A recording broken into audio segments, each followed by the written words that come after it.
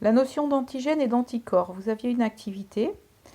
Dedans, vous aviez deux définitions. La notion d'antigène, donc, et en dessous, vous aviez la notion d'anticorps avec les définitions. En résumé, les antigènes, c'est les méchants, les anticorps, c'est les gentils.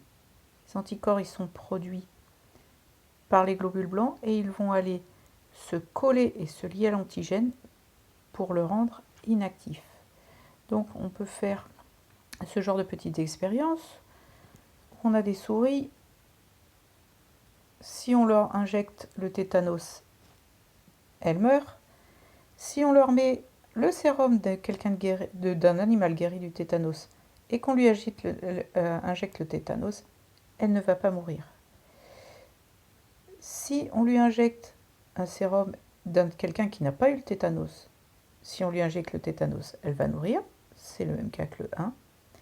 Et si on prend le sérum d'un animal guéri du tétanos, mais qu'on injecte une toxine diphtérique, il va y avoir la mort. Ce qui veut dire que les anticorps sont spécifiques et n'agissent que sur un antigène.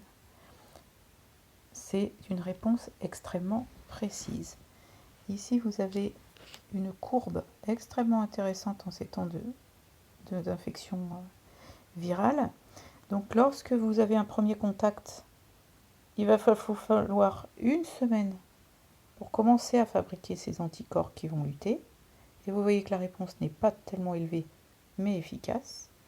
Certains vont être de ces lymphocytes qui produisent ces anticorps vont être mis en mémoire, ce qui fait que lorsque vous aurez un deuxième contact avec l'antigène, votre réaction sera immédiate, regardez, que 1 ou 2 journées, et très très forte. Ce qui fait que vous serez guéri très rapidement sans vous en rendre compte.